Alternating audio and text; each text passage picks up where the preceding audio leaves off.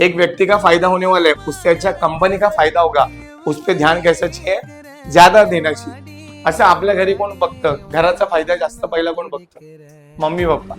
आणि पहिला स्वतःचा फायदा कोण बघतो, आपण. जैसा कलिंगड कापला अर्ध्यापेक्षा जास्त भाग आपल्याकडे, हा मी खाणार, हा मम्मी सगळ्यांना देऊन उरलेलं ते खाणार. आंबा कापला बाटा आपल्याकडे, बस इंटरेस्ट. धोनीने 2017ला काय केलं, रिटायरमेंट केलं. आणि कोणाला पुढे आणलं, विराट कोहलीला, to take over as a captain spite of still being in the team. Dhoni स्वतः मॅच मध्ये खेळत असताना पण त्याने कोणाला संधी दिली, विराट कोहलीला. का, त्याच्या कारकिर्दीत विराट कोहली तयार झाला. असंच असतं, एक मॅनेजर जाण्या अगोदर दुसऱ्याला टीम लीडर मध्ये रेडी करतो आणि मग तो रिटायरमेंट होतो. नाहीतर मग वाळी कोणच होत नाही.